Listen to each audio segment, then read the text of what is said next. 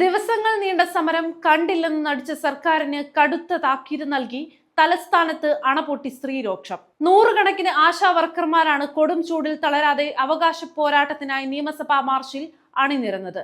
വനിതാ പ്രവർത്തകരുടെ ചോരാത്ത ആവേശം CPM നേതാക്കളുടെ ഉൾപ്പെടെ പരിഹാസ വാക്കുകൾക്കുള്ള ശക്തമായ മറുപടിയായി. സംസ്ഥാനത്തിന്റെ വിവിധ ഭാഗങ്ങളിൽ നിന്ന് നൂറുകണക്കിന് ആശാ വർക്കർമാരാണ് തലസ്ഥാനത്ത് എത്തിച്ചേർന്നത്. സമരം 22ാം ദിവസത്തിലേക്ക് കടക്കുന്ന ഘട്ടത്തിൽ നിയമസഭാ സമ്മേളനം തുടങ്ങിയത് കണക്കിലെടുത്താണ് ഇന്ന് നിയമസഭയിലേക്ക് മാർച്ച് സംഘടിപ്പിക്കുവാൻ തീരുമാനിച്ചത്.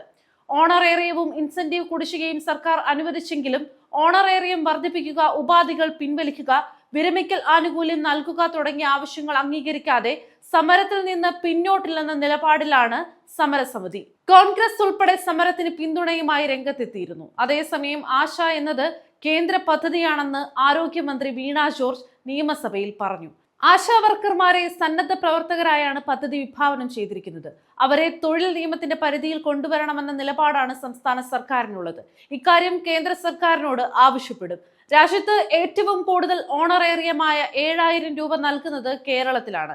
ഇതുകൂടാതെ 3000 രൂപ ഫിക്സഡ് ഇൻസെന്റീവും ഉണ്ടെന്നും ഇതിനു പുറമെയാണ് സേവനങ്ങൾക്കുള്ള പ്രതിഫലമെന്നും കേരളത്തിൽ ജനുവരിയിലെ കണക്കനുസരിച്ച് 90% ആശമാർക്കും 10,000 മുതൽ 13,000 രൂപ വരെ ലഭിച്ചിട്ടുണ്ടെന്നും മന്ത്രി പറഞ്ഞു. ഓണറേറിയം ലഭിക്കുന്നതിനുള്ള 10 മാനദണ്ഡങ്ങൾ മാറ്റണമെന്ന് സമരം ചെയ്യുന്ന ആശാ വർക്കർമാർ ആവശ്യപ്പെട്ടിരുന്നു. അതിനനുസരിച്ച് മാനദണ്ഡങ്ങളെല്ലാം മാറ്റിയിട്ടുണ്ടെന്നും മന്ത്രി അറിയിച്ചു. കഴിഞ്ഞ സാമ്പത്തിക വർഷം ആശമാർക്ക് കൊടുക്കേണ്ട 100 കോടി രൂപയിൽ 1 രൂപ പോലും കേന്ദ്ര സർക്കാർ നൽകിയിട്ടില്ലെന്നും മന്ത്രി കുറ്റപ്പെടുത്തി. അതിനിടെ പൊരുവെയിലത്തും മഞ്ഞത്തും മഴയത്തും സമരം ചെയ്യുന്ന ആശമാരോട് സർക്കാരിന് അനുകമ്പ തോന്നിയില്ലെങ്കിൽ പിന്നെ അവരൊക്കെ മനുഷ്യരാകുന്നത് എങ്ങനെയാണെന്ന് സമരത്തിനെത്തിയവർ ചോദിക്കുന്നു.